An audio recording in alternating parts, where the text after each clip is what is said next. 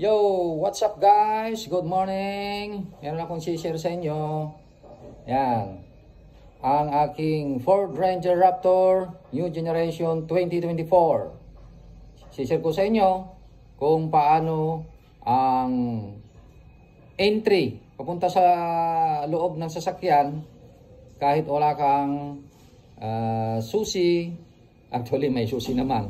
Nakasapit lang sa aking short pan kung paano ako mag-i-entry mga kalakay.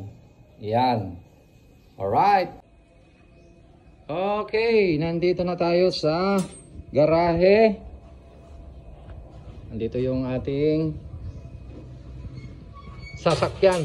Bagong-bago mga kalakay. Ito, pinalagyan ko ng roller lid cover sa kanyang likod para pwede nating paglagyan ito ng mga gamit. Yan, bagahe pagka nagbibiyahe tayo ng long distance. Okay, paano nga ba tayo mag-i-entry? Pagka ganito yung salamin niya or yung itong side mirror niya, ibig sabihin niya nakalock po yan. Kaya hindi po makakapasok dyan yung walang susi. Ngayon, meron po tayong susi dito. Yan, nakasapit lang sa aking short pan. Yan yung susi natin. Yan, open tsaka close. Yan lang po. Open tsaka close. Ngayon, pwede natin gamitin yung ating kamay. Yan, yung kamay. Yung kamay ko kasi hereditary defect. Yan, pasensya na. Ganyan po yung kamay ko. Yan, sabi nila swerte daw yan. Lahi po namin yan, mga kalakay. So, ito na po tayo sa ating pag-entry. Paano nga ba mag-entry? Nakalock po yan. Yan, nakalock. So, ganito lang po. Yan. Ang ating kamay. Bali, nasa atin po yung ating susi ha. Nasa atin. Gaganon po lang po natin ha. Tignan po natin. Yan, ganun lang ha. Oh. Wow, naka-open na kagad. Open na po kagad. Yan, ngayon subukan natin sara. Yan. So, open na po yan. Tingnan po yung side mirror. Nakabukas na yan kasi naka-wide na yan eh. Yan, open na po yan. Kaya kahit sinong tao makakapasok na po dyan kasi naka-unlock na po yan. Ngayon, kung gusto nating i-lock ulit, i-lock. Halimbawa, galing tayo sa loob, gusto nating i-lock. Hindi natin ginagamitan ng anong susi. Automatic lang po yan, yung ating kamay lang. Ito lang po, oh. Ito lang po. Yan. Automatic po, nakalock na po yan. Lock na. Kamay lang po ang ginagamit natin, kamay. Basta nasa atin po yung susi. Tignan po natin, oh. Ito yung susi natin. Yan. Basta nasa atin yung susi.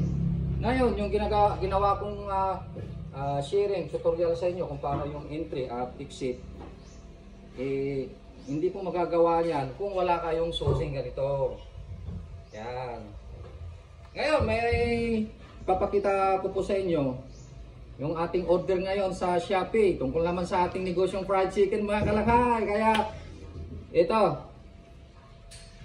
Tignan po natin yung yan. Meron po tayong order ngayong araw na ito. Yan, 4 na orders. Papunta sa Mindanao, Visayas, Luzon. Ayan. Talagang nationwide po yan. Luzon, Visayas, Mindanao. Open po yan sa ating Shopee.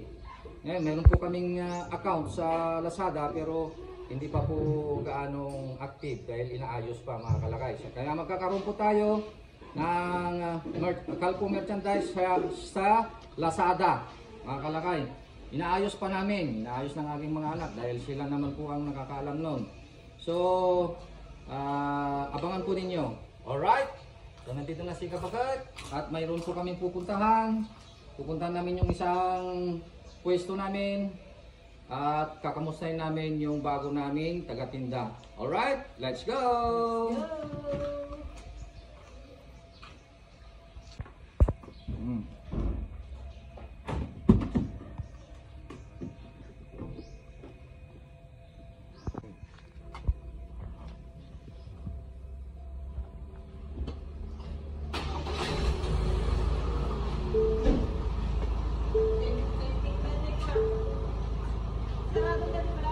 Okay?